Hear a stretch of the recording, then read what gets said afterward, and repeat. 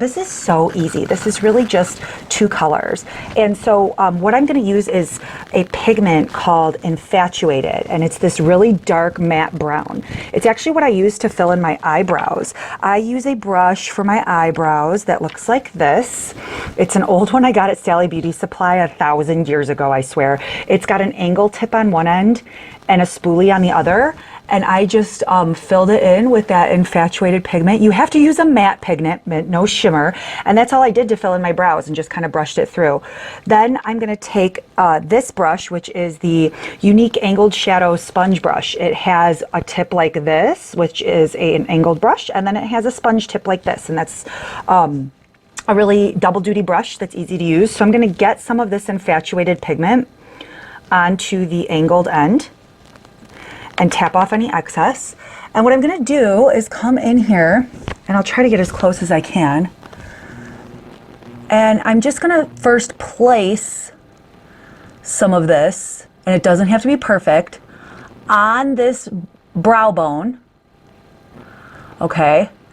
In kind of a C-shaped motion is what I'm doing. Doesn't look perfect. Can you see that? It's not perfect, and that's okay.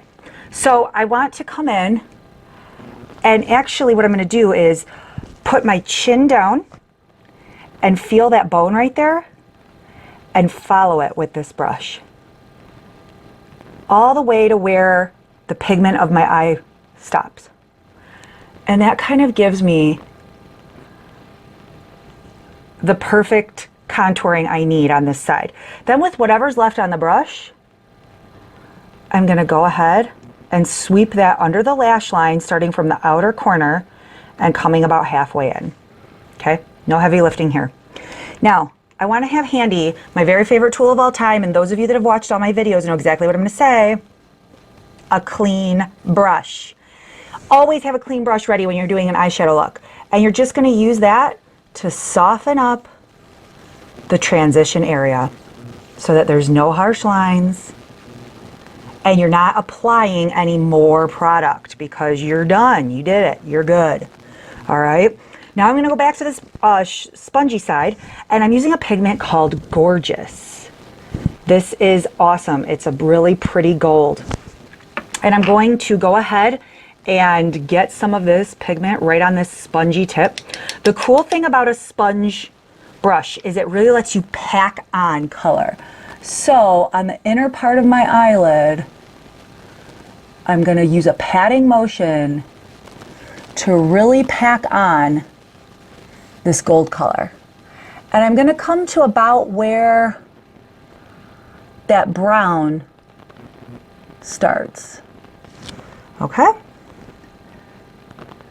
So you get a really nice, you could even wet this sponge applicator or a brush and pat it on, and it would be even more vibrant. And now I'm just going to go back with that angled side and just make sure that the transition between the gold and the brown is really succinct.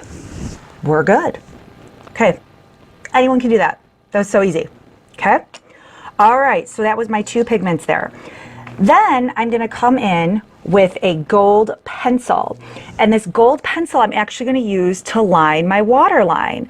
Now you have probably seen lots of tips and tricks that show you all about using white, but I love in the winter to use gold. There's just a sort of warmth to it, and it's not as stark as using a white pencil. It's a little softer and just really warm and has a really pretty effect of gold in the waterline.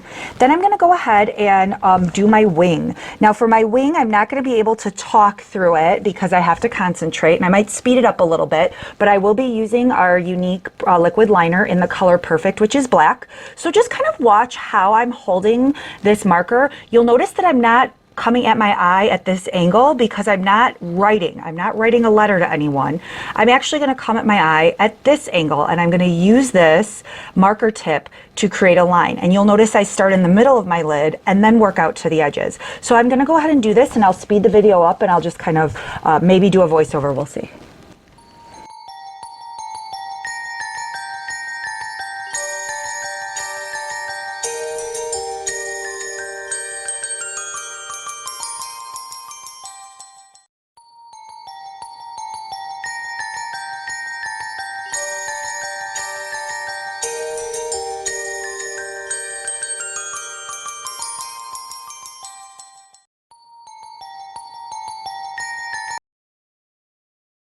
not too bad. If you are a pencil liner person, you could do that, or you could just do lashes and have a really understated look. Okay, now I'm going to do lashes, which I'll also speed up because you've seen me do this a million times.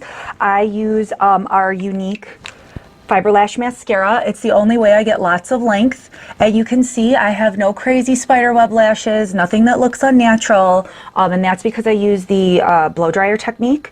And I'll show you that in fast motion really quick.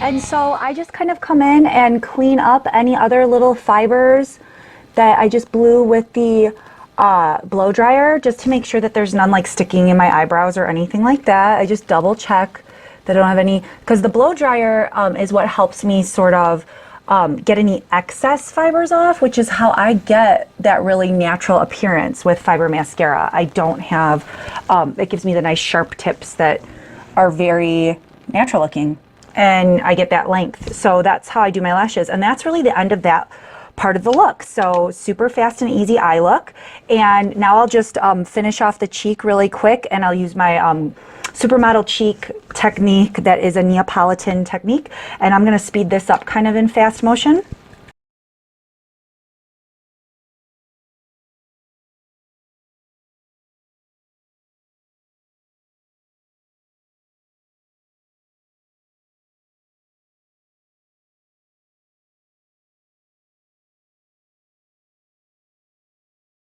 Right, so that's my super fast and easy highlight and contour and getting a cheekbone.